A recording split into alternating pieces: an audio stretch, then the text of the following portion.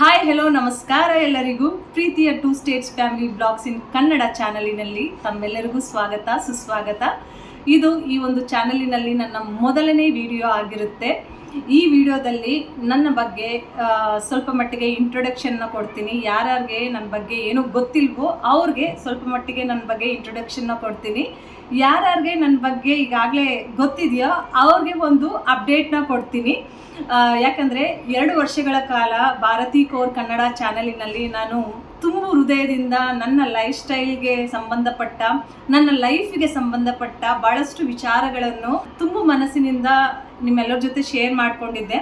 ಇವಾಗ ಆ ಒಂದು ಚಾನಲ್ನ ಡಿಲೀಟ್ ಮಾಡಿಲ್ಲ, ಹೈಡ್ ಮಾಡಿಬಿಟ್ಟು ಹೊಸ ಚಾನಲ್ನ ಕ್ರಿಯೇಟ್ ಮಾಡಿದ್ದೀನಿ. ಅದು ಏನಕ್ಕೆ ಅಂತ ಭಾಳಷ್ಟು ನನ್ನ ಸಬ್ಸ್ಕ್ರೈಬರ್ಸ್ಗೆ ಗೊತ್ತಿದೆ. ಯಾಕಂದರೆ ಪರ್ಸ್ನಲ್ ಆಗಿ ನನ್ನ ಕಾಂಟ್ಯಾಕ್ಟ್ ಮಾಡಿಬಿಟ್ಟು ಕೇಳಿರೋದುಂಟು. ಸೊ ಅವ್ರಿಗೆ ನಾನು ಪರ್ಸ್ನಲ್ ಆಗಿ ಹೇಳಿರೋದು ಉಂಟು. ಬಟ್ ಈ ಒಂದು ಪ್ಲ್ಯಾಟ್ಫಾರ್ಮ್ ಮುಖಾಂತರ ನಾನು ಆ ಒಂದು ರೀಸನ್ನು ಸಹ ಹೇಳ್ತೀನಿ, ಏನಕ್ಕೆ ನಾನು ಭಾರತಿ ಕೋರ್ ಕನ್ನಡ ಚಾನಲ್ನ ಡಿಲೀಟ್ ಮಾಡ್ದಿರ ಹೈಡ್ ಮಾಡಿದ್ದೀನಿ, ಹೊಸ ಚಾನಲ್ನ ಕ್ರಿಯೇಟ್ ಮಾಡಿರೋದು ಅಂತ ಹೇಳ್ತೀನಿ. ಯಾರ್ಯಾರು ಮೊದಲನೇ ಬಾರಿ ನನ್ನ ವಿಡಿಯೋನ ನೋಡ್ತಿದ್ದೀರೋ ಅವ್ರಿಗೆ ನನ್ನ ಬಗ್ಗೆ ಹೇಳೋದು ಏನಿದೆ ಅಂತ ಅಂದರೆ, ನನ್ನ ಹೆಸರು ಭಾರತಿ. ನಾನು ಬೆಂಗಳೂರಲ್ಲಿ ಹುಟ್ಟಿ ಬೆಳೆದಿರೋದು, ಓದಿದ್ದು ಕನ್ನಡ ಮೀಡಿಯಮ್, ಬೆಳೆದಿದ್ದು ಬೆಂಗಳೂರಲ್ಲಿನೇ. ಮದುವೆ ಆಗಿ ಇವಾಗ ನಾನು ಪಂಜಾಬಿನಲ್ಲಿ ಸೆಟಲ್ ಆಗಿದ್ದೀನಿ. ಸೊ ನಮ್ಮ ಯಜಮಾನರು ಸಿಖ್ ಧರ್ಮಕ್ಕೆ ಸಂಬಂಧಪಟ್ಟವರು. ನಮ್ಮಿಬ್ಬರದು ಲವ್ ಮ್ಯಾರೇಜ್ ಆಗಿರೋದು. ಸೊ ಇವಾಗ ನಮಗೆ ಮದುವೆ ಆಗಿ 15 ವರ್ಷ ಕಂಪ್ಲೀಟ್ ಆಗಿದೆ. 2 ಗಂಡ್ಮಕ್ಳಿದ್ದಾರೆ. ಸೊ ನಮ್ಮ ಈ ಒಂದು ಪುಟ್ಟ ಕುಟುಂಬ ಹೇಗೆ ಜೀವನವನ್ನು ನಡೆಸುತ್ತೆ, ನಾವು ಏನೇನು ಚಾಲೆಂಜಸ್ನ ಫೇಸ್ ಮಾಡಿದ್ವಿ, ಈಗ ನಮ್ಮ ಲೈಫ್ ಸ್ಟೈಲ್ ಹೇಗಿದೆ, ನಮ್ಮ ಡ್ರೀಮ್ಸ್ ಏನು, ನಮ್ಮ ಮಕ್ಕಳ ಬಗ್ಗೆ ನಾವು ಏನೇನು ಯೋಚನೆ ಮಾಡಿದ್ದೀವಿ, ಡೈಲಿ ರುಟೀನ್ ಬ್ಲಾಗ್ಸ್ ಮುಖಾಂತರ ಎಲ್ಲವನ್ನು ನಿಮ್ಮ ಜೊತೆ ಶೇರ್ ಮಾಡ್ಕೊತೀನಿ. ಸೊ ಸಬ್ಸ್ಕ್ರೈಬ್ ಮಾಡಿಕೊಂಡು ನಮ್ಮ ಲೈಫ್ ಜೊತೆ ಕನೆಕ್ಟ್ ಆಗಿ ನೋಡಿ, ಎಲ್ಲನೂ ನಿಮಗೆ ಗೊತ್ತಾಗುತ್ತೆ. ನಾನು ಆ್ಯಸ್ ಎ ಗೃಹಿಣಿಯಾಗಿ ಕಳೆದ 9 ವರ್ಷಗಳಿಂದ ಮನೆಯಲ್ಲೇ ಇದ್ದೀನಿ. ಏನಾದರೂ ಒಂದು ಸಾಧಿಸಬೇಕು, ಏನಾದರೂ ಒಂದು ಮಾಡಬೇಕು ಅಂತ ಅದು ಇದು ಮಾಡ್ತಾ ಇರ್ತೀನಿ. ಮನೇಲಂತೂ ನಾನು ಸುಮ್ಮನೆ ಕೂತ್ಕೊಳ್ಳಲ್ಲ, ಆ್ಯಕ್ಟಿವ್ ಆಗಿರೋದಕ್ಕೆ ಪ್ರಯತ್ನ ಪಡ್ತೀನಿ. ನಮ್ಮ ಯಜಮಾನರೊಬ್ಬರೇ ಇವಾಗ ಅರ್ನ್ ಮಾಡ್ತಾ ಇರೋದು. ನಾನು 2 ವರ್ಷಗಳ ಕಾಲ ಭಾರತಿ ಕೋರ್ ಕನ್ನಡ ಬ್ಲಾಗ್ಸಲ್ಲಿ ದುಡ್ಡನ್ನು ಸಂಪಾದನೆ ಮಾಡಿದ್ದೆ. ಬಟ್ ತುಂಬ ಎಮೋಷ್ನಲ್ ಘಟನೆಗಳು 2 ವರ್ಷಗಳ ಕಾಲ ನಡೀತು. 2024ರಿಂದ 2026 ಜನವರಿವರೆಗೂ ನಡೀತು. ಸೊ ಅವನ್ನೆಲ್ಲ ಫೇಸ್ ಮಾಡಿ ಕಂಟಿನ್ಯೂ ಆಗಿ ಕೆಲವಷ್ಟು ನೆಗೆಟಿವ್ ಎಕ್ಸ್ಪೀರಿಯನ್ಸ್ಗಳ ಬಗ್ಗೆನೇ ನಾನು ತುಂಬ ಮಾತಾಡ್ತಾ ಇದ್ದೆ. ಸೊ ಆದ ಕಾರಣದಿಂದ ಆ ಒಂದು ಚಾನಲ್ನ ಹೈಡ್ ಮಾಡಿಬಿಟ್ಟು ಡಿಲೀಟ್ ಮಾಡಬೇಕು ಅಂತ ಅಂದ್ಕೊಂಡಿದ್ದೆ. ಬಟ್ ಹೈಡ್ ಮಾಡಿಬಿಟ್ಟು ಇವಾಗ ಹೊಸ ಚಾನಲ್ನ ಶುರು ಮಾಡಿದ್ದೀನಿ. ಆಗಿರೋದೆಲ್ಲ ಮರೆಯೋದಕ್ಕಂತೂ ಸಾಧ್ಯ ಆಗೋದಿಲ್ಲ.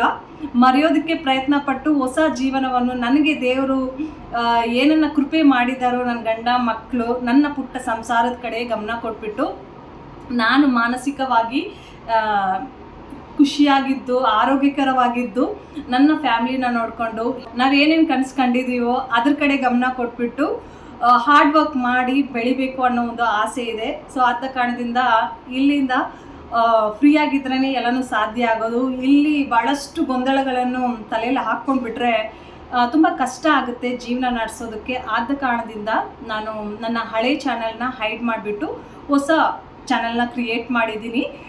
ಹೊಸ ಮನೆಯಲ್ಲಿನೂ ಸಹ ಶಿಫ್ಟ್ ಆಗಿದ್ದೀನಿ. ಸೊ ಈ ಒಂದು ಮನೆಯಿಂದ ನಮ್ಮ ಜರ್ನಿ ಹೇಗಿರುತ್ತೆ ಅವನ್ನೆಲ್ಲ ನಿಮ್ಮ ಜೊತೆ ಶೇರ್ ಮಾಡ್ಕೊತೀನಿ. ನಾನು ಕೇಳ್ದಂಗೆ, ರಿಕ್ವೆಸ್ಟ್ ಮಾಡಿದಂಗೆ ಪ್ಲೀಸ್ ಚಾನಲ್ನ ಸಬ್ಸ್ಕ್ರೈಬ್ ಮಾಡಿಕೊಂಡು ಬ್ಲಾಗ್ಸ್ನ ನೋಡಿ.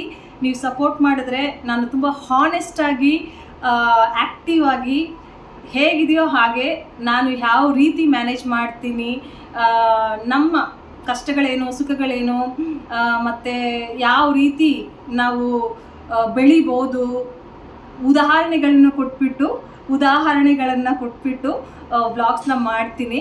ಮತ್ತು ಯಾರ್ಯಾರು ನನ್ನ ಹಳೆಯ ಸಬ್ಸ್ಕ್ರೈಬರ್ಸ್ ಈ ಒಂದು ಹೊಸ ಚಾನಲಿನ ಮುಖಾಂತರ ನಮ್ಮ ಜೀವನದಲ್ಲಿ ಮತ್ತೆ ಕನೆಕ್ಟ್ ಆಗಿದ್ದೀರೋ ಅವ್ರಿಗೆ ಹೇಳೋದೊಂದೇ, ನಾನು ಭಾರತಿ ಕೋರ್ ಕನ್ನಡ ಬ್ಲಾಗ್ಸ್ನ ಹೈಡ್ ಮಾಡಿ ಇಟ್ಟಿದ್ದೀನಿ, ಡಿಲೀಟ್ ಮಾಡಲಿಲ್ಲ. ನಮ್ಮ ಯಜಮಾನರು ಡಿಲೀಟ್ ಮಾಡೋದಕ್ಕೆ ಬಿಟ್ಟಿಲ್ಲ. ಯಾಕಂದರೆ ಅದರಲ್ಲಿ ನಾನು ತುಂಬ ಎಫರ್ಟ್ಸ್ ಹಾಕ್ಬಿಟ್ಟು 2 ವರ್ಷಗಳ ಕಾಲ ಎಷ್ಟೊಂದು ಕಂಟೆಂಟ್ನ ಕೊಟ್ಟಿದ್ದೀನಿ.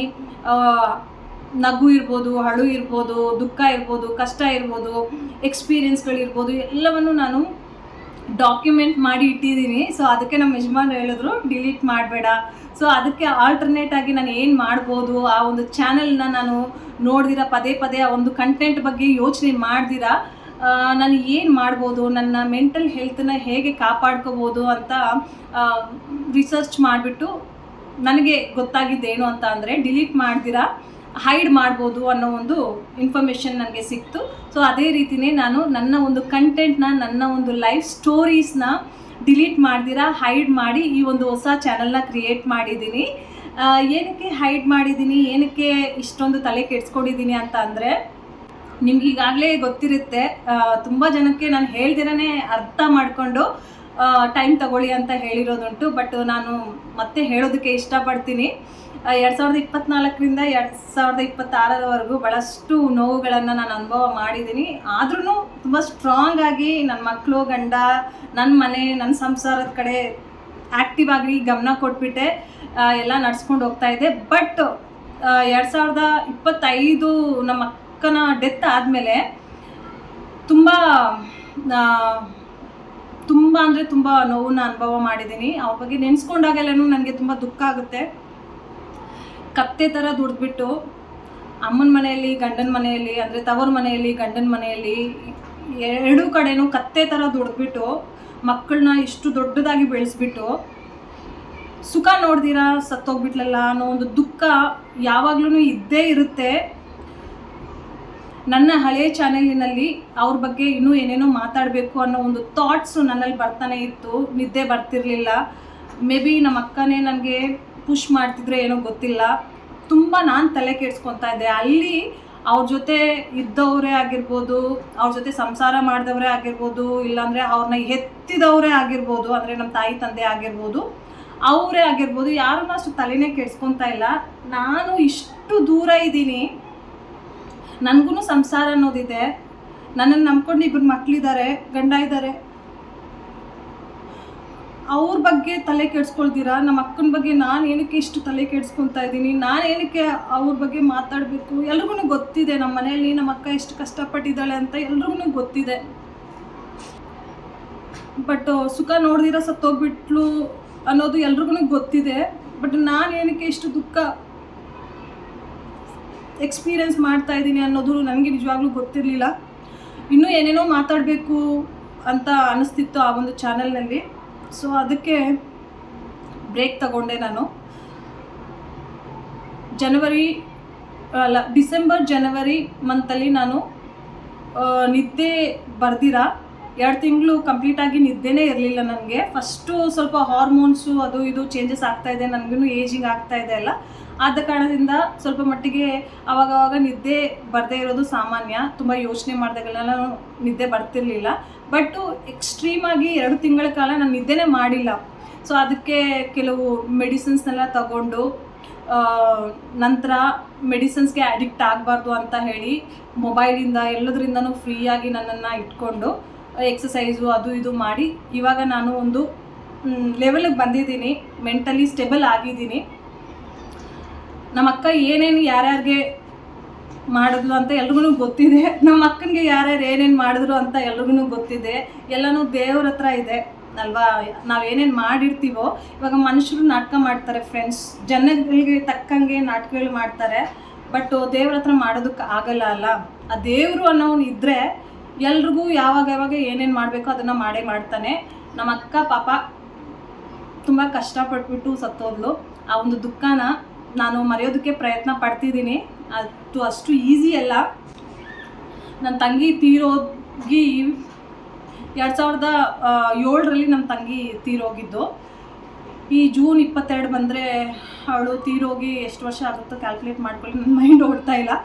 ಸೊ ಅವಳನ್ನೂ ನಾನು ಮರೆಯೋದಕ್ಕಾಗ್ತಾ ಇಲ್ಲ. ನನ್ನ ಗಂಡನಿಗೂ ನನ್ನ ಮಕ್ಕಳಿಗೂ ಅವಳ ಬಗ್ಗೆ ಗೊತ್ತೇ ಇರಲಿಲ್ಲ, ಅವಳು ಯಾರಂತಲೇ ಗೊತ್ತೇ ಇರಲಿಲ್ಲ. ಬಟ್ಟು ನಮ್ಮ ಪರಿವಾರದಲ್ಲಿ, ನಮ್ಮ ಸಂಸಾರದಲ್ಲಿ ನನ್ನ ಗಂಡ, ಮಕ್ಕಳು, ನನ್ನ ಚಿಕ್ಕ ತಂಗಿನ ಯಾವಾಗಲೂ ನೆನೆಸ್ಕೊತಾರೆ. ಅವಳದು ಹುಟ್ಟು ಹಬ್ಬ ಆಗಿರ್ಬೋದು, ಡೆತ್ ಆ್ಯನಿವರ್ಸರಿ ಆಗಿರ್ಬೋದು, ನಾನು ಅಕ್ಕನಾಗ್ಬಿಟ್ಟು ನನ್ನ ತಂಗಿ ಬಗ್ಗೆ ಮಾತಾಡಿ ನನ್ನ ಗಂಡ ಮಕ್ಕಳ ಜೀವನದಲ್ಲಿನೂ ಸಹ ನನ್ನ ತಂಗಿನ ಉಳಿಸ್ಕೊಂಡಿದ್ದೀನಿ. ಮಕ್ಕಳು ವಿಶ್ ಮಾಡ್ತಾರೆ. ನಮ್ಮ ಯಜಮಾನ್ರೂ ಸಹ ನನ್ನ ತಂಗಿ ಬಗ್ಗೆ ಕೇಳ್ತಾರೆ. ಒಂದು ನಿಮಿಷ ಯಾರೋ ಬಂದಿದ್ದಾರೆ. ಸೊ ನಾನು ಏನು ಹೇಳ್ತಾ ಇದ್ದೆ ಅಂತಂದರೆ, ನನ್ನ ತಂಗಿ ಆಗಿರ್ಬೋದು, ನಮ್ಮ ಅಕ್ಕ ಆಗಿರ್ಬೋದು, ನನ್ನ ತಮ್ಮ, ಒಬ್ಬನೇ ತಮ್ಮ ಇವಾಗ ನನಗಿರೋದು, ಅವರು ನನ್ನ ಜೀವನದಲ್ಲಿ ಯಾವಾಗಲೂ ಇದ್ದೇ ಇರ್ತಾರೆ. ಅವ್ರನ್ನ ನನ್ನಿಂದ ಯಾರೂ ದೂರ ಮಾಡೋದಕ್ಕೆ ಸಾಧ್ಯನೇ ಇಲ್ಲ. ನನ್ನ ಜೀವನ ಅಂತ ಅಂದರೆ ನನ್ನ ಗಂಡ ಮತ್ತು ಮಕ್ಕಳೂ ಸಹ ನಾನೆಷ್ಟು ನನ್ನ ಜೊತೆ ಹುಟ್ಟಿದವ್ರಿಗೆ ವ್ಯಾಲ್ಯೂನ ಕೊಡ್ತೀನೋ, ನನ್ನ ಗಂಡ ಮತ್ತು ಮಕ್ಕಳೂ ಸಹ ಕೊಡ್ತಾರೆ. ಸೊ ಅದನ್ನು ಹೇಳಿ ಈ ಒಂದು ವಿಡಿಯೋನ ಕಂಪ್ಲೀಟ್ ಮಾಡ್ತಾ ಇದ್ದೀನಿ. ಡೋರ್ ಕ್ಲೋಸ್ ಮಾಡಬೇಕು. ಇವಾಗ ಹೊಸ ಮನೆಯಲ್ಲಿ ನಾವು ಶಿಫ್ಟ್ ಆಗಿದ್ದೀವಿ. ಇದು ಹೈ ರೇಸಿಂಗ್ ಅಪಾರ್ಟ್ಮೆಂಟು. ಹಳೆ ಸಬ್ಸ್ಕ್ರೈಬರ್ಸ್ಗೆ ಗೊತ್ತಿರುತ್ತೆ, ನಾನು ಅಪ್ಡೇಟ್ ಮಾಡಿದ್ದೆ, ಮನೆ ಶಿಫ್ಟ್ ಮಾಡಬೇಕು, ಹೊಸ ಮನೆ ಹುಡುಕ್ತಾ ಇದ್ದೀವಿ, ಹಂಗೆ ಹಿಂಗೆ ಅಂತ ಹೇಳಿದ್ದೆ. ಸೊ ಅದೇ ರೀತಿಯೇ ಜೂನ್ 1ನೇ ತಾರೀಕಿಗೆ ಈ ಮನೆಯಲ್ಲಿ ನಾವು ಶಿಫ್ಟ್ ಮಾಡಿದ್ವಿ. 11 ದಿನ ಕಂಪ್ಲೀಟ್ ಆಗಿದೆ. ಸೊ ನಾನು ಸಹ ಫಿಟ್ ಆಗಿದ್ದೀನಿ ಇವಾಗ. ಅಷ್ಟು ಯಾವುದ್ರ ಬಗ್ಗೆನೂ ತಲೆ ಕೆಡಿಸ್ಕೊಂಡಿದ್ದೀರ.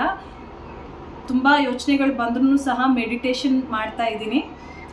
ಆ್ಯಕ್ಟಿವ್ ಆಗಿ ನನ್ನ ಗೋಲ್ಸ್, ನನ್ನ ಮಕ್ಕಳು, ನನ್ನ ಗಂಡ, ನನ್ನ ಪರಿವಾರದ ಕಡೆ ನಾನು ಗಮನ ಕೊಟ್ಬಿಟ್ಟು ಈ ಒಂದು ಹೊಸ ಚಾನಲಿನಲ್ಲಿ ನಮ್ಮ ಹೊಸ ಜೀವನವನ್ನು ನಿಮ್ಮ ಜೊತೆ ರಿಯಲಿಸ್ಟಿಕ್ ಆಗಿ ಬ್ಲಾಗ್ಸ್ ಮುಖಾಂತರ ಶೇರ್ ಮಾಡ್ಕೊತೀನಿ. ಸೊ ನಿಮ್ಮೆಲ್ಲರ ಪ್ರೀತಿ ಪ್ರೋತ್ಸಾಹ ನಮ್ಮ ಜೊತೆ ಇರುತ್ತೆ ಅಂತ ಅಂದ್ಕೊಂಡು ಈ ಒಂದು ವಿಡಿಯೋನ ಇಲ್ಲೇ ಎಂಡ್ ಮಾಡ್ತಿದ್ದೀನಿ. ನನ್ನ ದೊಡ್ಡ ಮಗನೂ ಬಂದಿದ್ದಾನೆ.